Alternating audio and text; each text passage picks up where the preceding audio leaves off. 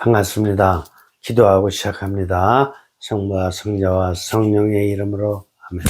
성령님, 이 시간 우리 인간들에게 아주 중요한 일상화, 매일의 타성화된 이런 삶에 대해서 깨달음을 얻을 수 있도록 지혜를 주십시오. 성부와 성자와 성령의 이름으로 아멘. 오늘은 교재 32쪽입니다. 일상화하는 성향들. 일상화. 이게 뭔지 잘 아시죠? 일상. 매일매일의 삶. 매일매일의 삶이 계속해서 큰 변화 없이 계속해서 되풀이 되는 거예요. 그러니까 다른 말로 표현하면 다람쥐 쳇바퀴 도는 것. 다른 말로 표현하면 어항에서 붕어가 수영하는 것. 이게 계속 일상화돼. 그 틀 안에서 계속해서 벗어나지 못하고 사는 거. 일상화의 반대말은 뭐냐? 일상화의 반대말은 초월이에요. 일상화의 반대말은 성장이에요. 일상화의 반대말은 진화예요. 일상화의 반대말은 발전이에요. 이런 말과 대조적인 것이 일상화, 틀에 박힌 이런 말이다 이겁니다. 자, 보죠. 1번 정신, 즉 역할 중심의 성향은 단지 일상화하는 성향이거나 일상적인 성향이 많습니다. 뭐야? 정신. 이 정신. 바로 이 정신이 뭐야? 일상화하게 만든다 이게. 한번 생각해 보죠. 생각해 봐요. 어린 시절에는 예를 들어서 내가 가정을 떠나서 이제 초등학교 들어갔어. 초등학교 들어가면 1학년에서 2학년, 2학년에서 3학년, 이렇게 갈 때는 일상화가 되어 초월이 돼요. 학년이 올라가서 초월이 되죠. 중학교 올라가면 또 초월이 돼야 안 돼요. 고등학교 초월되지. 계속 초월되는데, 어느덧 20대가 됐어. 나이가 30살이 됐어. 그러면 초월이 되는 게 아니라, 이제, 계속해서 정체된 삶이 연결돼요. 왜? 이제 가정생활, 그리고, 직장생활 하더라도 웬만한 거 다 알거든. 가정에서 해야 될 일, 직장에서 해야 될 일, 웬만한 거 알으니까 그냥 해나가면 돼. 더 이상 학창생활 하듯이 막 공부하고 막 이럴라 그러질 않아. 그죠? 그래서 틀어박힌 삶이 계속 이제 되는데, 그때 틀어박힌 삶은 정신 내지 육신의 삶이야. 그죠? 그걸 얘기하는 거예요. 그래서 일상화를 만드는 기능은 뭐냐면 거의 대부분 정신이에요. 형성화에서 일상화다. 루티나이즈라는 동사는 역할적인 정신과 의지에 의해서 지속적이고 능동적인 정신 중심을 뜻하는 방향지시다. 그래서 정신 집중화된 삶을 산다는 것이 이렇게 위험한 거예요. 일상화, 타성화, 정체된 이런 뜻이에요. 이게 타성화, 정체된, 틀에 박힌 이런 뜻이 일상화다 이게. 굉장히 나쁜 거야. 하느님께서는 우리 인간에게 초월의 힘을 심어주셨는데, 잠재력을 주셨는데, 초월적 잠재력을 계속 발휘하지 못하고 자기 생각으로다가 인연 살만 하니까 그냥 뭐 나 이렇게 살면 되지 뭐 이래가면서 일상화된다 이거야. 이 정신의 방향지시는 영에 의해 초월하는 지시가 아니라 육신 정신적 삶을 일상화하는 방향지시입니다. 알겠죠? 이미 이런 삶을 살아온 적이 있죠, 과거에. 네, 계속 살았죠. 그래, 한마디 해봐요. 어떻게 살아왔는지, 매일 초월된 삶을 살아왔는지, 일상화된 삶을 산 적도 있는지. 예, 일상화된 삶을 많이 살았죠. 이제 직장을 다녀도 어느 순간에 이제 웬만한 위치에 가니까 그냥 매일이 똑같구나라는 생각을 되게 많이 했어요. 그렇죠. 우리 저기 부회장님. 그래. 초월적 삶과 일상화된 삶, 경험이 있을 거예요. 아무래도 뭐 맨날 매일 똑같이 하는 게 거기에서 뭐 설거지하고 청소하고 밥하고 하는 것에 그게 초월적인 의미를 두기보다는 이거 맨날 이걸 이러고 살아야 되나 이렇게 네, 맨날 똑같은데 삶이 왜 이렇게 맨날 똑같지? 이런 생각이 많이 그렇죠. 들었죠. 더 큰 깨달음 얻으려고 노력한 게 아니. 그러니까 한 달에 책 한 권 봐요? 안 봤었죠. 그죠? 어떤 때는 한 달에 한 번 책 안 본다는 얘기는 1년에 한 번도 안 본다라는 네. 뜻으로 연결되거든. 네. 그러니 초월될 수 있을 무슨 노력을 하는 게 없는 거예요. 그죠? 네. 그래, 됐어요. 네 번째, 인간 삶의 형태에서 정신적 차원은 현재의 상황에 유용하도록 과거에 일상화된 습관화된 것을 선택합니다. 그래서 과거에 습관화된 대로 오늘을 그냥 편하게 살면 된다 이런 뜻이에요. 다섯 번째, 또한 삶에서 성공할 것 같은 새로운 일상화된 것을 모방하거나 실질적으로 일상화를 이루어갑니다. 그래서 삶을 살면서 이렇게 살면 성공하지 않겠나 해가지고 이렇게 뭔가 다른 사람이 이렇게 성공했던 삶을 갖다가 모방을 한다 이거야. 모방을 하는데 모방을 하다 보니까 이게 잘 돼야 안 돼요. 잘 되지도 않을 뿐더러 모방돼도 안 되는 게 다른 사람이 이미 살았거든. 내가 모방을 하는 게 아니라 내가 창의적인 힘을 발휘해서 내가 창조를 해내야 되는 거거든. 모방이 아니라. 모방은 일정한 단계이지 이걸 모방을 바탕으로 해서 창의적으로 이렇게 창작해 나가고 창조해 나가고 이런 삶이 중요한 거거든요. 자, 여섯 번째, 의식을 일성화하는 성향의 전형적인 예를 들면 영감이나 영성적인 현존 없이 일성화된 형태로 제의적인 관습과 전례 규정을 반복해야 합니다. 이거 신앙인들에 대해서 얘기하는 건데 심지어는 신앙생활하는 사람도 일상화 될까 안 될까요? 되는 거예요.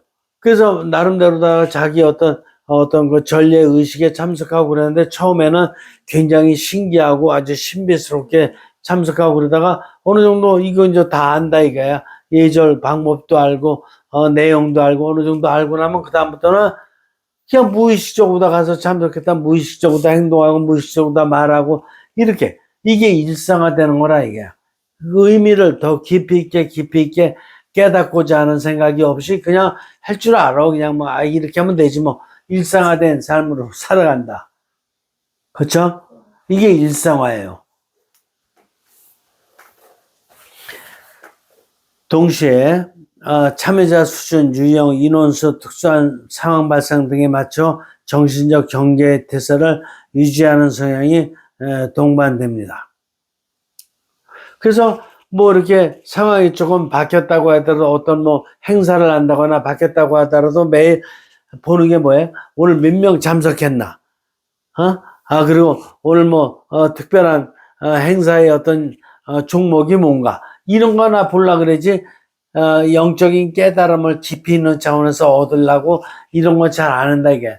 외형적으로 육신적으로 보는 어떤 외형적인 것에 관심을 두거나 정신적으로다가 얼마나 많은 사람이 왔는데 이거에 대한 숫자 파악이라든가 뭐 이런 거에나 집중하지 자기가 진짜 초월하려고 하느님의 뜻을 깊이 있게 깨달으려고 어떤 이런 쪽에 관심을 안 갖는다 이게 일상화예요.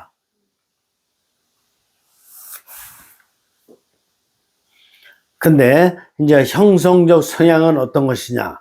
형성적 성향이라는 것은 일상화하고 달라요. 일상화하고 다르게 형성적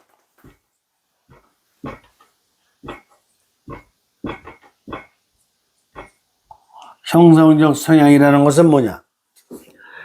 종교적인 의식 참여는 의미와 공명. 그렇구나.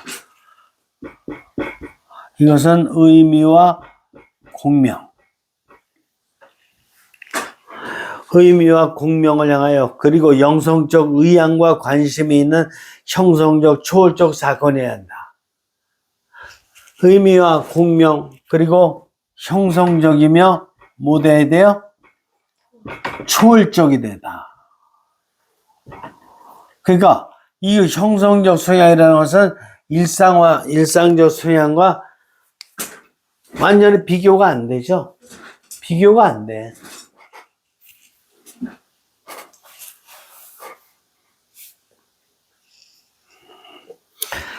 두 번째, 일상화하는 모든 성향이 불공명적이고 반영성적은 아니고 일상화하면서도 공명적일 수 있습니다. 일상화하는 성향이 그래서 다 나쁜 건 아니야. 일상화하면서도 어떻게 되는 거야? 때가 됐을 적에 좀 이거를 성장시켜서 발전시켜서 이렇게 공명적으로다, 형성적으로다 변화시킬 가능성이 있어요, 없어요?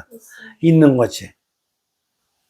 근데 그 의미를 깨닫지 못하고 계속 일상화된 삶만 산다면은 의미는 거의 없다. 이렇게 보는 거예요. 예로 자동차 운전은 일상화 성향에 따라 거의 자동적으로 운전합니다. 그렇습니까? 자동이죠.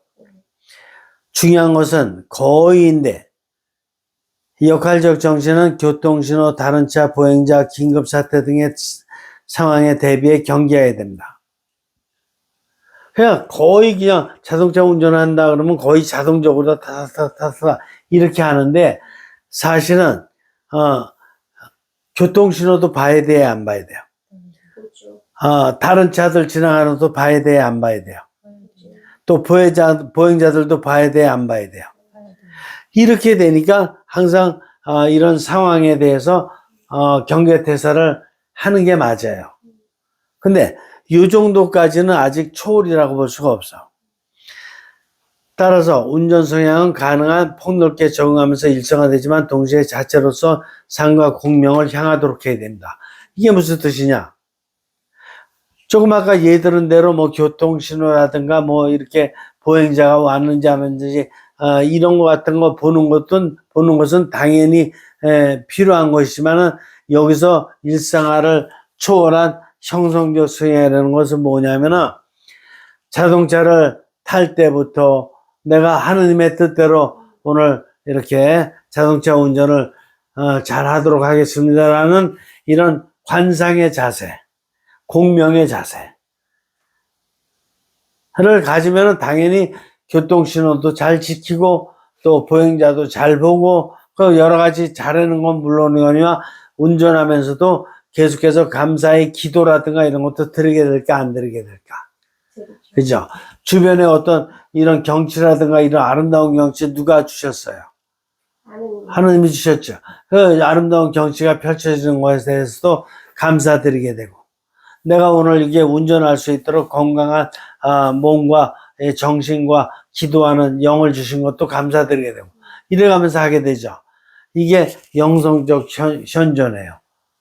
형성적 현존이고 그 다음에 일상화된 성향은 에너지를 불필요하게 낭비 않도록 도우면서 동시에 성령님 비추임 속에서 운전할 때는 보다 더 깊은 공명이 체험될 수 있도록 도울 수 있을 것입니다.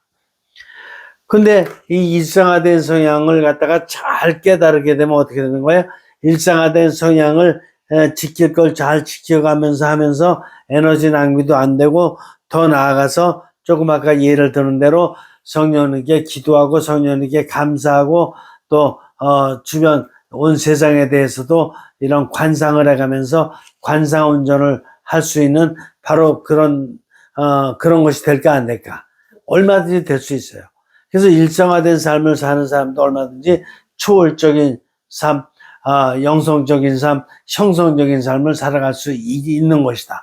그런데도 불구하고 그런 초월적이고 형성적이고 공명적이고 관상적인 삶으로 성장하지 못하고 일상적인 삶에 매여 있다면, 일상적인 운전에 매여 있다면, 일상적인 설거지에 매여 있다면 그거는 자신의 잠재 능력을 잘 발휘하지 못하는 것이다.